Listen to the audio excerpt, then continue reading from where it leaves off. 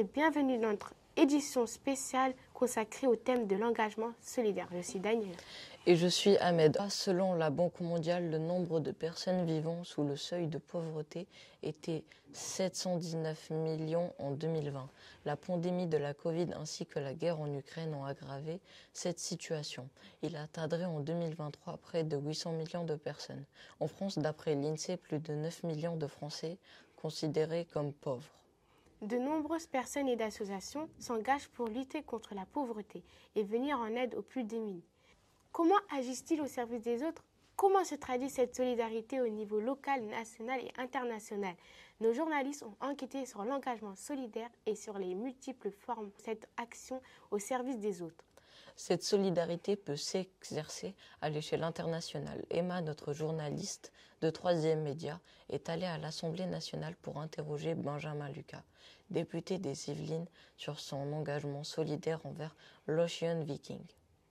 Alors moi je soutiens l'Ocean Viking parce que c'est un navire qui va en Méditerranée recueillir des personnes qui sont exilées, qui ont fui leur pays pour venir en Europe parce que leur pays est en guerre, parce qu'ils sont dans la misère et qui ont embarqué sur des bateaux de fortune, sur des petits bateaux, des radeaux, souvent quelques planches mises bout à bout et qui prennent le risque de se noyer en Méditerranée. Et donc dans l'Ocean Viking, il y a des humanitaires, des médecins, des gens qui consacrent leur vie et leur engagement à sauver des vies, qui vont essayer de recueillir en Méditerranée des femmes, des enfants, des hommes pour pas qu'ils ne se noient et qu'ils les sauvent. C'est là aussi un bel exemple, un grand exemple d'humanité et je crois qu'on devrait tous être d'accord pour dire qu'il faut accueillir ce genre de bateau dans les ports européens. Parmi les ONG les plus importantes, la Croix-Rouge. Elle agit dans le monde entier et ses actions sont multiples. Daniela, pouvez-vous nous parler de ce qu'est la Croix-Rouge? Bien sûr! La Croix-Rouge est une organisation non gouvernementale. Rien qu'en France, elle compte 52 000 bénévoles au niveau international et intervient dans plus de 100 pays.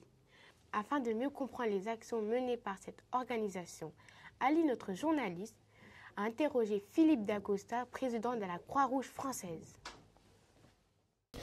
Alors la Croix-Rouge, c'est un grand mouvement international qui agit pour la paix dans le monde et c'est le premier mouvement humanitaire, c'est-à-dire que vous allez trouver la Croix-Rouge dans des situations de guerre, vous allez trouver la Croix-Rouge aussi dans des situations de précarité, d'aide alimentaire, vestimentaire, vous allez trouver la Croix-Rouge aussi dans le champ de la formation, des métiers de la santé, d'éducateurs spécialisés, des métiers du social, et puis vous allez trouver la Croix-Rouge dans des hôpitaux, dans des cliniques ou dans des maisons de retraite ou dans des crèches petite enfance. Vous voyez, la Croix-Rouge est une institution qui est partout, mais qui a aussi une réalité, c'est qu'elle est fondée sur des valeurs.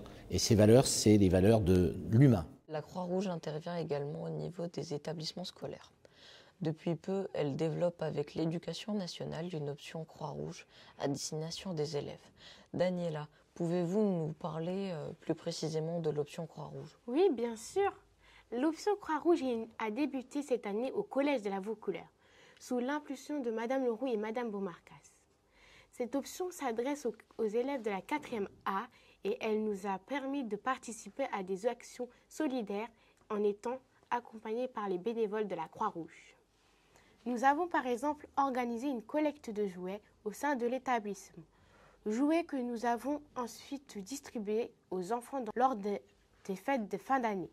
Dernièrement, nous sommes allés rencontrer des résidents d'un EHPAD avec lesquels nous avons pu cuisiner et échanger le temps d'un après-midi. Merci Daniela. À l'échelle locale, d'autres associations comme le Rotary Club de Mantes-la-Jolie interviennent. Le Rotary Club se définit comme un groupe d'hommes et de femmes de divers horizons unis dans l'action humanitaire. Le 11 mars 2023, il a organisé son traditionnel salon de vin et saveurs. Les bénéfices de cette manifestation ont été reversés à une sportive locale, Julie Flamand, afin de permettre de poursuivre sa route vers les Jeux paralympiques de Paris 2024. Daniela, pouvez-vous nous parler de Julie Flamand? Bien sûr, Ahmed. Julie est une tenniswoman handisport qui a déjà un beau palmarès puisqu'elle est 10e joueuse française et championne d'Île-de-France. Elle s'entraîne actuellement en vue de participer aux Jeux paralympiques de Paris 2024. Nos journalistes sont allés à sa rencontre. Elle leur a expliqué le soutien apporté par Rotary Club de Mantes-la-Jolie. Grâce au Rotary de Mantes-la-Jolie, J'ai pu commander mon fauteuil roulant pour pratiquer en haut niveau. Ce fauteuil roulant en fait coûte environ 8 000 €. Il y a une partie qui a été prise en charge par la sécurité sociale, ma mutuelle.